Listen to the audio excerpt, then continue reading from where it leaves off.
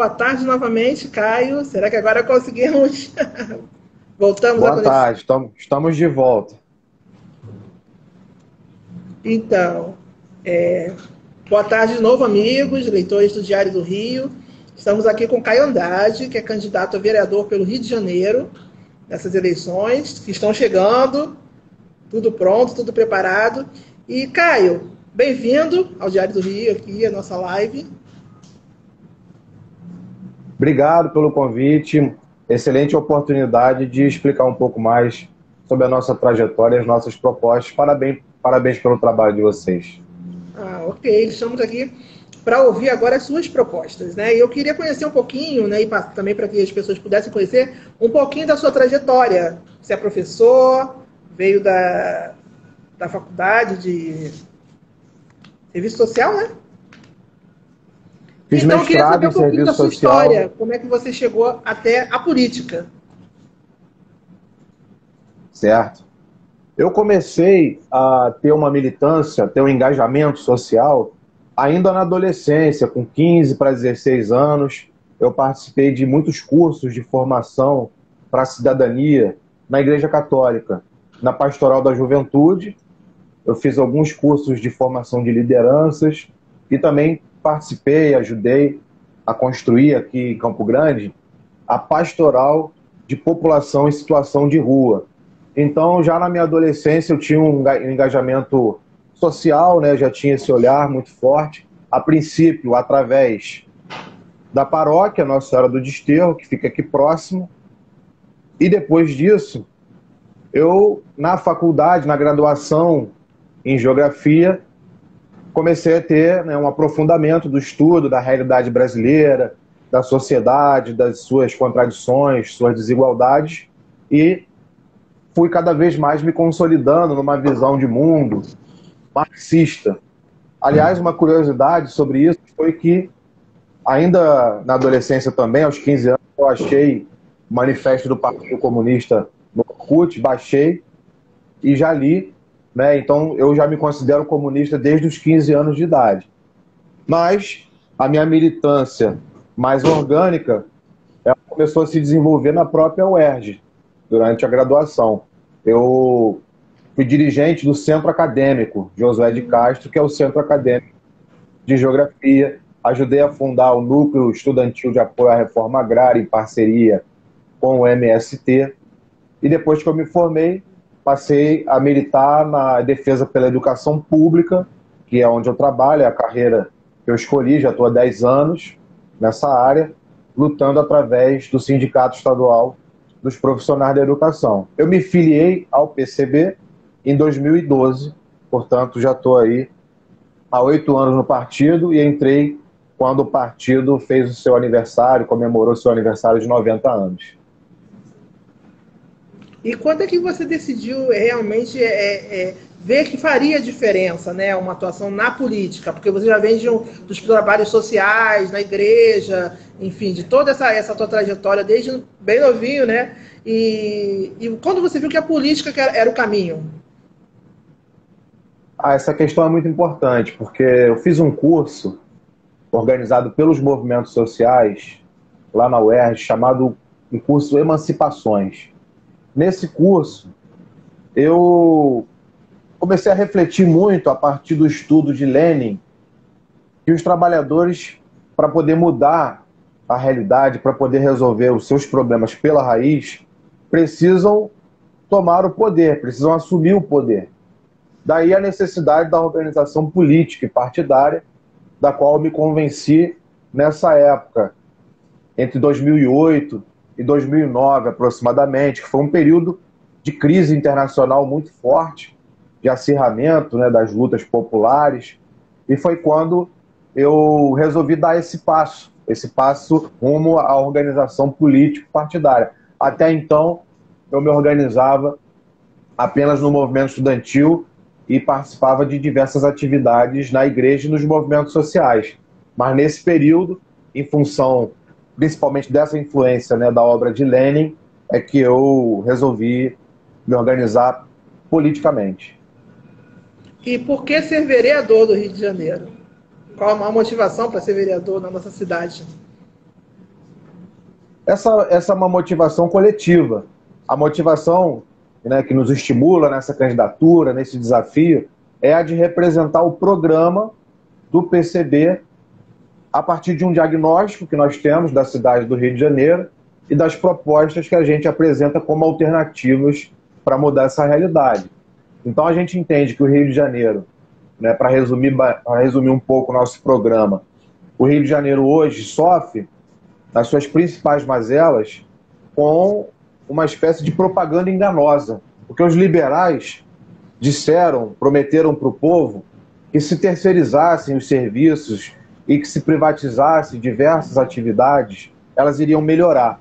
O que a gente vê, por exemplo, na área da saúde é o contrário. A saúde foi entregue nas mãos das OS, organizações sociais, e o Rio de Janeiro foi uma das cidades, né, que estava menos preparada no Brasil e no mundo para lidar com essa pandemia. Então, até por isso, a letalidade do coronavírus no Rio de Janeiro é superior à média nacional e internacional. Ou seja, a terceirização, a privatização, ao contrário de melhorar e de tornar mais eficiente os serviços públicos e de gerar emprego, como foi prometido, só piorou as condições de vida das pessoas, não trouxe emprego, não trouxe crescimento econômico, é só ver a crise em que nós estamos mergulhados. Daí, para nós, a possibilidade de apresentar nas eleições uma candidatura é um compromisso, uma obrigação de disputar projeto para o Rio de Janeiro. Um projeto que a gente acredita seja o oposto desse que vem sendo implementado na cidade por todos esses anos. No caminho de aumentar a participação do poder público na vida da população, não de diminuir. Para nós está muito claro que a solução não é mais mercado, é pelo contrário, é mais poder popular e mais política pública. Por isso que a nossa candidatura, né, se apresenta estimulada para levar adiante essa luta e também para defender a unidade contra o fascismo, que hoje, né, campeia até na conjuntura nacional, e também para defender a vida acima dos lucros. Dentro das suas propostas, né, quer dizer, diante de toda essa realidade, você falou das OS aí, que também foram uma porta aberta para a corrupção, né? Então, são muitos os problemas que a gente tem de gestão, de corrupção, do bem público. E eu queria saber quais são as suas propostas. Delas, qual a mais importante, né? O que você vai priorizar? Qual problema você vai trabalhar primeiro, né? E falar um pouquinho das suas propostas. É uma excelente oportunidade de falar um pouco mais do que a gente propõe, né, para a luta dos trabalhadores no Rio de Janeiro, até porque o PCB é um partido que não tem tempo de televisão e tempo de rádio. Então, toda oportunidade que a gente tem através das redes sociais de expor o nosso posicionamento é importante, né? Por isso que o trabalho de vocês é tão essencial e a gente valoriza muito. Nós montamos um site... Tem muito esse viés de a gente conseguir, né, até pela imprensa não ser a grande mídia, né? Então a gente tem a possibilidade de falar de temas que muitas vezes a grande imprensa não trabalha e dar espaço para as pessoas que normalmente também não têm esse espaço tão consolidado, né, nos veículos tradicionais. Então, para a gente também é uma honra poder ter você aqui falando das suas propostas. Vieram vários candidatos, a gente sabe que tem muita gente aí que, né, fala uma coisa e faz outra, mas a gente está disposto a ouvir todo mundo porque o Rio precisa de soluções, né? Então eu queria que você falasse um pouquinho para a gente dessas soluções que você está bolando aí para quando você, né, caso seja eleito, consiga colocar em prática e melhorar a nossa cidade. A gente precisa, né? Com certeza, com certeza. A gente montou um site que é caioandradepcb.com.br. É importante que as pessoas depois olhem com calma, ainda dá tempo, né? A eleição é domingo, então entre hoje e amanhã, quem puder dar uma olhada nesse site, ler o nosso programa completo, eu acho que é fundamental que a gente tenha eleitores conscientes e que mais tarde podem se tornar também militantes políticos, para além das eleições, cobrando, né, do Estado, lutando por melhores condições de vida, né, e tendo aí no parlamento um simples espaço de apoio e de diálogo através das candidaturas que representam a nossa classe social. Nesse programa, a gente elencou as propostas a partir de diversos temas. Então, por exemplo, como eu estou aqui falando com a senhora de Campo Grande, eu vou começar pelos temas que são mais urgentes e mais graves aqui do bairro e também da Zona Oeste como um todo. Vou começar pela questão do transporte, né? Sem dúvida é a pior preocupação, é o que a população está mais aflita aqui, é a questão do transporte, porque o Rio de Janeiro é dominado por 36 empresas de ônibus, né? O BRT tem hoje aqui a maioria das estações abandonadas. A gente sabe que o transporte alternativo muitas vezes é irregular, controlado até mesmo por grupos paramilitares. Então é uma realidade muito difícil, com poucas linhas, com poucos horários. Daí que a gente entende que as empresas privadas, principalmente na Zona Oeste, já deram o que tinha que dar. Nós defendemos a estatização dos transportes, a criação de uma empresa municipal de transporte. Por quê? Se as empresas de ônibus cobram passagem e conseguem lucrar e enriquecer com isso, o Estado pode fazer o mesmo, né? Inclusive gerando mais emprego e sem explorar os trabalhadores, inclusive regulamentando a lei contra a dupla função que a Câmara aprovou e que o bispo sentou em cima. A Câmara aprovou uma lei que o motorista não poderia ser cobrador ao mesmo tempo. Isso, além de ser perigoso, aumentar a exploração... Né? A lei já foi aprovada há bastante tempo, né, Caio? 3 anos. Já está fazendo 3 anos de aniversário. E não foi regulamentado. E aí os motoristas né? estão... Não foi regulamentado, porque o prefeito não quis. O motivo é simplesmente a falta de vontade política para agradar a Rio Ônibus, né? Então, além de ser perigoso, além de contrariar o próprio Código Brasileiro de Trânsito, que exige o motorista atenção total na estrada, né? E explorar os rodoviários, isso gera desemprego, porque são os cobradores sendo demitidos.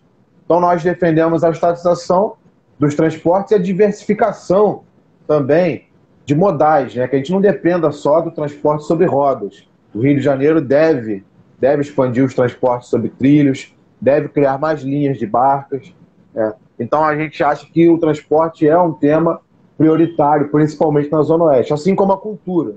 A cultura, ela expressa, em grande medida, a desigualdade que marca o município do Rio de Janeiro.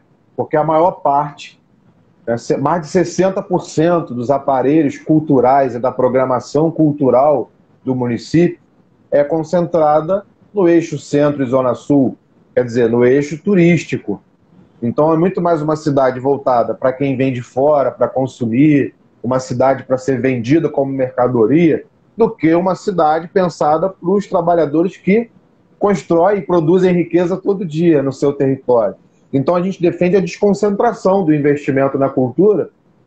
Para isso vai ter que reformar os aparelhos existentes, como o caso aqui de Campo Grande, né?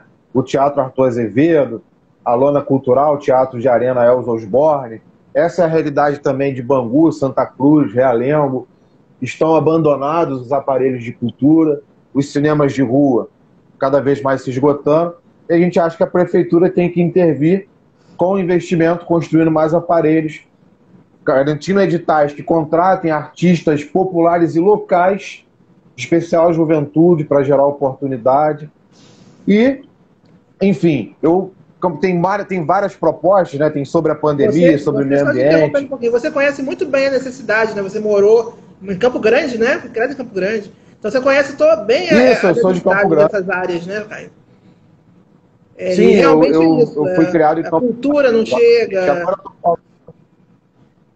E agora eu estou falando exatamente de Campo Grande, aqui da casa da minha mãe aqui.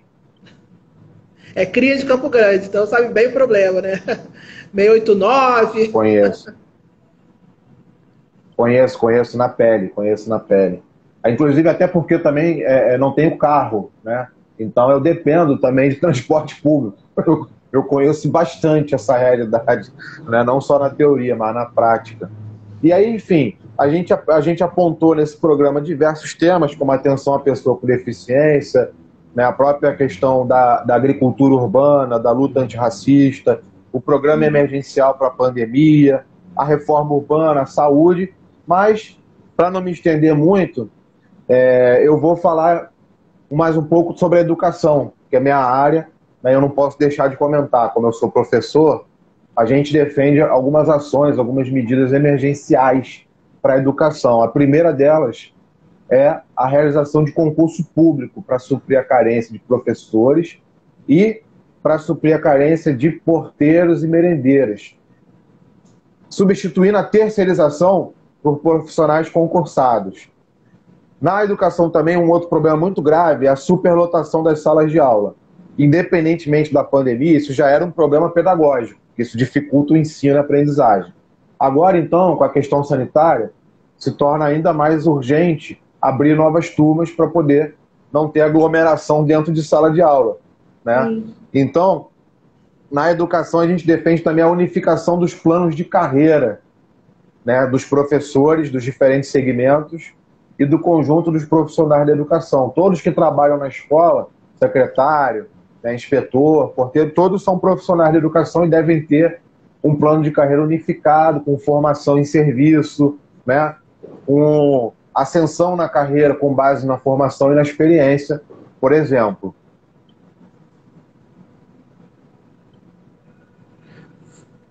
São muitas as questões, são muitas as propostas. Mas você, vamos dizer, ganhou, né, na eleição, eleito vereador. Qual vai ser a sua primeira ação? O que você vai primeiro fazer? Tem isso na cabeça? Nós vamos apresentar um projeto de lei pela estatização das empresas de ônibus que não estão cumprindo seus itinerários, que não respeitam as leis trabalhistas e que estão em dívida com a prefeitura. Como a questão do transporte, para nós aqui da Zona Oeste, é a questão mais grave, nós vamos articular com nossos aliados do campo da esquerda na Câmara, vamos propor aos movimentos sociais uma mobilização também fora da Câmara, nas ruas, com pressão, com mobilização nos bairros, para encampar as empresas de ônibus que são criminosas, ou seja, que estão fora da legislação vigente, seja no ponto de vista trabalhista, tributário, e para encampar também o BRT, que está abandonado, né? Então essa deve ser a nossa primeira ação. Se tiver oportunidade, eu posso citar várias, a segunda, a terceira, né? Que não faltam são demandas. Nós vamos também apresentar demanda, né? Um projeto, não falta demanda, um projeto de lei para rever o regulamento de número de alunos em sala de aula, reduzindo de 25 no primeiro segmento e 40 no segundo segmento de ensino fundamental, para 15 no primeiro segmento e 30 no segundo segmento. Isso como limite já fora do ideal, isso já é o limite máximo. O ideal seria até 25 alunos no segundo segmento para garantir um processo qualitativo em que os profissionais da educação possam dar atenção aos alunos, compreender as suas especificidades e ter um processo participativo. Porque com 40 alunos em sala de aula, né, não adianta investir nas outras dimensões que são importantes, como o próprio salário, como a infraestrutura da escola, se colocar 40 alunos em sala. Eu, como professor, é um assunto que me angustia muito, né? Então, não tem como o professor dar uma atenção diferenciada, não tem como você, né, ter aquela atenção para o aluno, né, saber o problema, detectar um problema e até articular uma solução também, né? E o professor tem uma demanda imensa, quer dizer, são provas, tem que preparar a aula em casa, quer dizer, tem jornada dupla, porque uma matrícula não dá conta, né? Então, tudo vai sendo complicado, né? Ainda mais com uma turma de 40 alunos. Perfeito. Outro assunto também que é prioritário, até em função do que a realidade está impondo, né, para a sociedade, no mundo como um todo, em função do Covid-19, é apresentar programas e propostas para lidar com a pandemia, que ainda não acabou. Então, a gente defende que o município garanta a renda básica municipal, os trabalhadores informais, principalmente, né, que sofrem mais nesse período. A gente defende também que o município só retome as aulas depois que haja testagem em massa, depois que haja vacinação da população como um todo, depois que haja redução da curva de contágio e que as escolas tenham a adaptação da sua infraestrutura, do seu espaço físico, para atender aos requisitos da Organização Mundial de Saúde, né? Então, essas são algumas propostas nossas em relação à pandemia. Temos também alguns posicionamentos importantes, que é no sentido de combater algumas intenções que a direita apresenta, como, por exemplo, armar a Guarda Municipal. Nós somos contrários. Você acha que não tem como armar? Porque precisaria de um treinamento muito grande, né? Toda uma logística que no momento porque a seria Guarda ideal, Municipal, né? É porque armar a Guarda Municipal, a gente tem uma avaliação que até é inconstitucional, que a função original da Guarda Municipal não é um papel de ser polícia da cidade, é um papel de zelar pelo patrimônio público. Exatamente. Né? E aí, a partir de 2014, essa função original da Guarda Municipal começou a ser distorcida no Congresso, alguns municípios armaram a Guarda, e nós somos contra. Nós achamos que quem tem que cumprir o papel de polícia é a polícia. A Guarda Municipal deve proteger o patrimônio público. Por exemplo, onde faltou a Guarda Municipal? Cuidando das estações do BRT, que muitas foram depredadas, né? Aqui perto de onde eu estou falando tem uma estação, chamada Estação São Jorge. Ela está totalmente depredada. Daqui até Santa Cruz, a maioria está dessa forma, né? E aí a Guarda Municipal, em vez de estar zelando pelo patrimônio público, ela está muitas vezes perseguindo o camelô. Nós somos totalmente contrários. A gente acha que tem que respeitar, tem que regulamentar o trabalho do camelô, dar condições. Afinal de contas, ele não está ali porque ele quer, ele está ali é porque ele não conseguiu um emprego formal. E aí a prefeitura, em vez de apoiar, em vez de usar a Guarda Municipal por um motivo correto, né, em favor da população, acaba usando contra os trabalhadores. E aí a armar só vai piorar essa situação. E de todos esses problemas, quer dizer, a gente tem muita coisa para atacar. Você, né, teria muito trabalho pela frente. Qual você acha que é o maior problema do município hoje? De tudo que você falou. O maior problema do município hoje é a desigualdade. A desigualdade social, na nossa compreensão, deve ser o principal inimigo, o principal alvo, não só de nós, né, do PCB, mas de qualquer pessoa que tenha uma compreensão humanista e até democrática da realidade. Porque nós vivemos numa cidade que está entre as 3 mais ricas do país. No entanto, 200 mil pessoas, por exemplo, não têm onde morar. E isso é ilegal, porque a Constituição, no seu artigo 182, determina que é função do prefeito, né, dos municípios, desenvolver uma política de desenvolvimento urbano, né, promover, melhor dizendo, uma política de desenvolvimento urbano que, inclusive, considere a função social da propriedade. Então, nessa cidade, você tem diversos imóveis abandonados, alguns fechados para valorização, especulação imobiliária, entre eles, inclusive, imóveis públicos fechados, e 200 mil famílias na rua.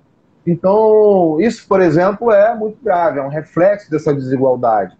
E a prefeitura deveria considerar isso, a vida, uma questão sagrada, e não a propriedade como algo sagrado, conforme, né, se noticiou ontem, né, na discussão nacional entre o capitão e o vice-presidente.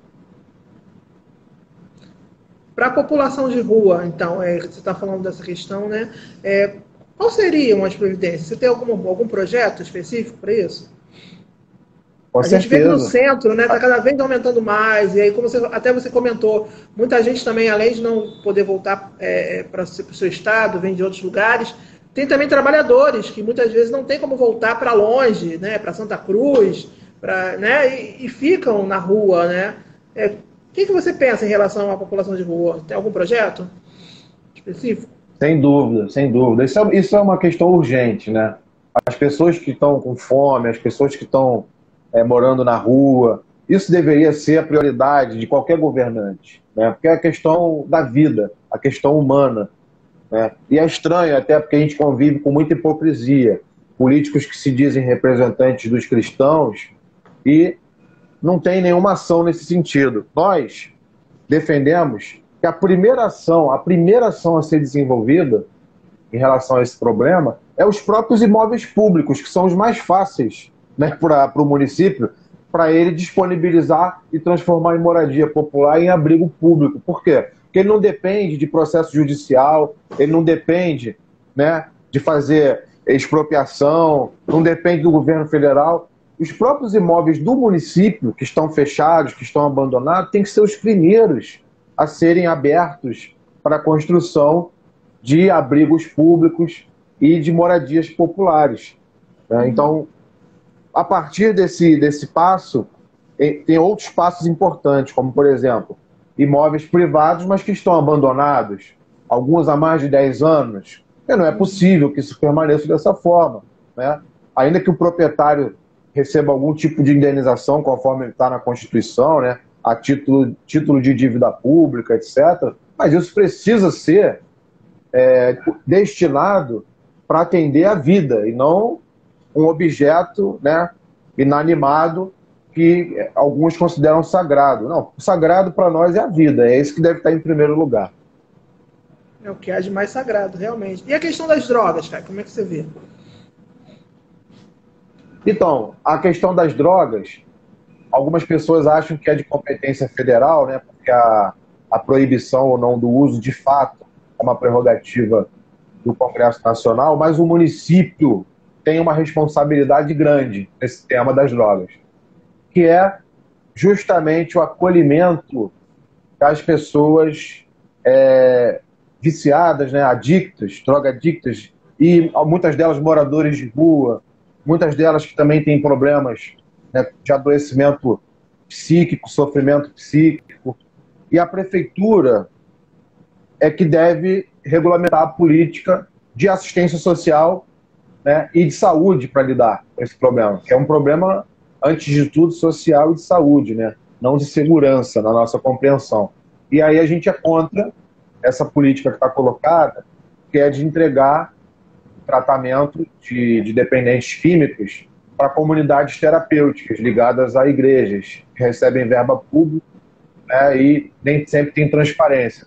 A gente acha que essa verba pública, que existe, né, tanto existe que ela é destinada para o lugar errado, que é para as comunidades terapêuticas, deveria ser destinada para o lugar certo, que é o Sistema Único de Assistência Social e o Sistema Único de Saúde, né, na linha aí de respeito à reforma psiquiátrica, e atende as pessoas e não interna de forma compulsória, né, respeitando aí a reforma psiquiátrica do final do século XIX e início do século XX, que é antimanicomial, né, o princípio. Uhum. Na sua campanha, você estava falando aqui que vai fazer da Câmara uma trincheira de defesa das lutas do povo trabalhador. Eu queria que você explicasse um pouquinho mais essa tua força aí nessa frase, né? De ser uma trincheira de luta, né? Porque é tanta coisa, né, Caio? Não, o que a gente quer dizer com isso? A gente tem muita clareza, a gente não procura fazer promessas e vender ilusões de que basta eleger um vereador radical que ele vai transformar a cidade do Rio de Janeiro. A gente sabe que isso não é verdade, então a gente não pode prometer vender ilusões para a população. A gente pode prometer o seguinte, que tudo que estiver ao nosso alcance, tudo que tiver ao alcance do nosso mandato vai ser destinado, vai ser voltado para fortalecer e para apoiar a organização popular, através de seus sindicatos, né, como é o caso do próprio sindicato que eu sou filiado, o CEP, mas dos outros sindicatos do município do Rio de Janeiro, dos movimentos populares, das associações de moradores, dos movimentos sociais. Esses podem ter certeza que não apenas vão encontrar um gabinete sempre aberto, mas do que isso, que eu acho que considero até mais importante do que ter um gabinete aberto para os movimentos populares, é colocar o próprio gabinete na rua. Não querer só que os movimentos populares vão para dentro da Câmara, mas colocar o gabinete na rua, nas lutas dos trabalhadores, e as lutas são muitas, né? São as lutas pela educação pública gratuita e de qualidade, pelo SUS universal e gratuito, sob controle dos trabalhadores, sobre o transporte como um direito e como e não como mais mercadoria. A mesma coisa em relação à moradia e assim por diante. E você, como estudante também de geografia, né? Quer dizer, conhece muito bem a geografia da cidade, quer dizer, morando na Zona Oeste, tudo isso. Você acha que são territórios muito distintos, né? E que uma das grandes lutas é justamente como você falou, né? Possibilitar que todo mundo tenha acesso a tudo, a cultura, o transporte, não chega na Zona Oeste, está mais concentrado no centro. A própria guarda que você falou, né? A gente vê muito mais no centro e na Zona Sul, nas ações, nos grandes eventos, e às vezes no subúrbio não se vê, né? Você acha que é um grande desafio tentar fazer com que os serviços e as ações cheguem a todos os cantos da cidade? Sem dúvida. Eu fiz geografia na UERJ entre 2006 e 2010. Estou de volta na UERJ, tenho muito orgulho da universidade pública, luto e defendo a universidade pública. A vida toda passei estudando lá, tanto é que eu estudo até hoje, não parei. Eu estou de volta na UERJ fazendo doutorado em geografia e, sem dúvida, uma das dimensões em que a desigualdade do Rio de Janeiro se apresenta e se expressa é na sua dimensão geográfica, territorial. Então, você tem a Zona Oeste, a Zona Norte, e também no centro e na Zona Sul, os morros, né, principalmente, os morros, as favelas, áreas de exclusão, áreas de negação de direitos. E a gente entende que, de fato, isso é a expressão concreta do capitalismo na cidade. Quer dizer, o capitalismo, ele se apropria da riqueza que todos na cidade contribuem para produzir, mas que poucos aproveitam. E esses poucos, né, moram aí no Leblon, em Ipanema, na Lagoa, na Barra da Tijuca, né, enquanto a maioria da população convive aí com uma verdadeira barbárie. Eu já estou convencido de que a situação do Rio de Janeiro é tão grave que a gente pode até chamar de barbárie, porque a quantidade de gente que morre diariamente na cidade, né, por diversas causas, mas principalmente em função da violência, que é uma consequência natural de uma cidade tão desigual e tão injusta. Estranho seria se uma cidade tão desigual e tão injusta fosse pacífica, né? Aí seria realmente surpreendente. Mas uma cidade como o Rio de Janeiro ser violenta é uma consequência natural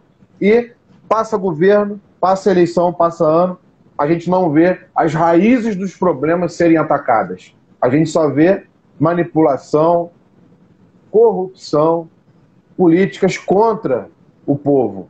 E isso, né, em algum momento, vai acabar. Eu tenho essa esperança e o que a gente puder contribuir para fazer nesse sentido, a gente vai fazer. E você, como um homem que sempre esteve ligado à educação, quer dizer, o tempo todo trabalhando como estudante, em ações sociais, eu queria que você falasse um pouquinho mais sobre a importância da educação, porque você tem toda essa clareza, até por todo esse estudo, toda essa base, né?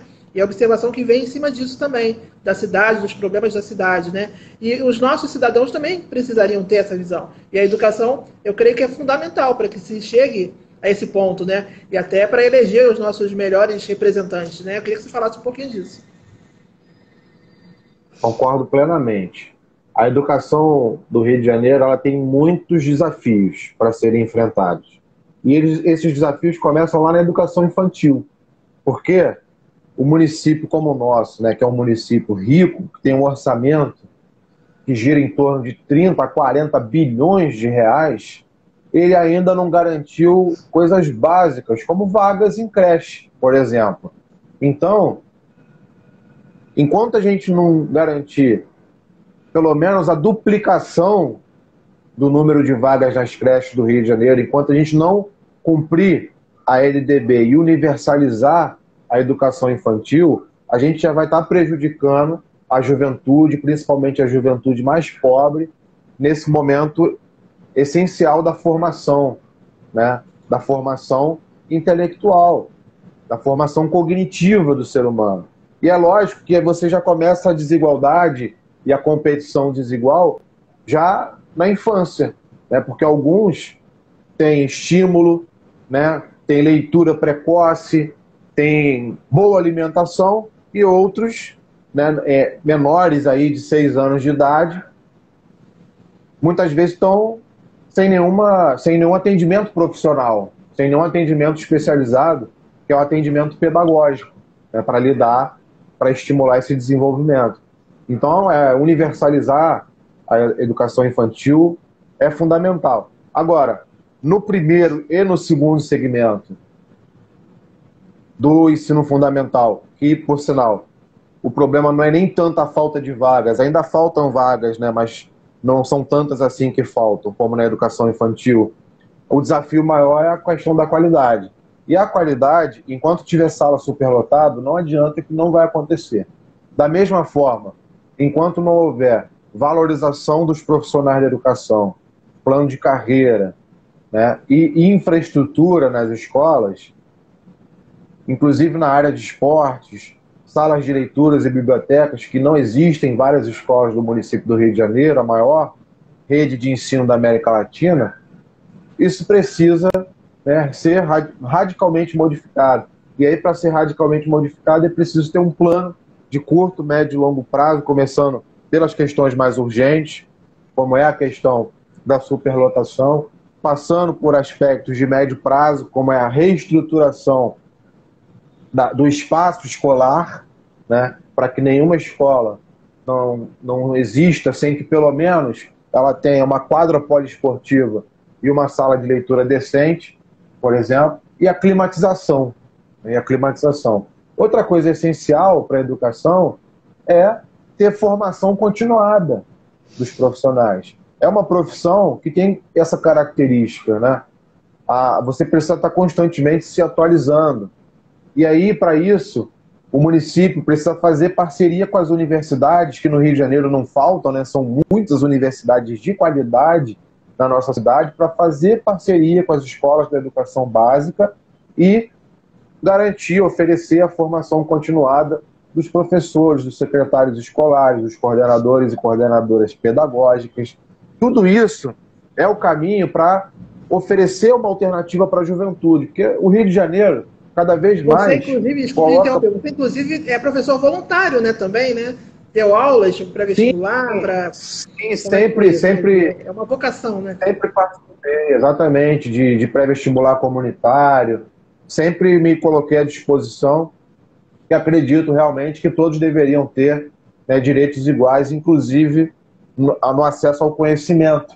E aí, isso é uma obrigação da cidade, uma cidade que cada vez mais apresenta para a juventude o caminho da prisão, o caminho do caixão, o caminho do desemprego, da violência, ou do subemprego, né, do emprego precarizado, né, que aí chamam de empreendedor, mas na verdade é o emprego precarizado, uberizado, né, também. E aí isso precisa mudar na economia, e junto com a economia, a educação que reflita, né, o tipo de país, de cidade que a gente quer.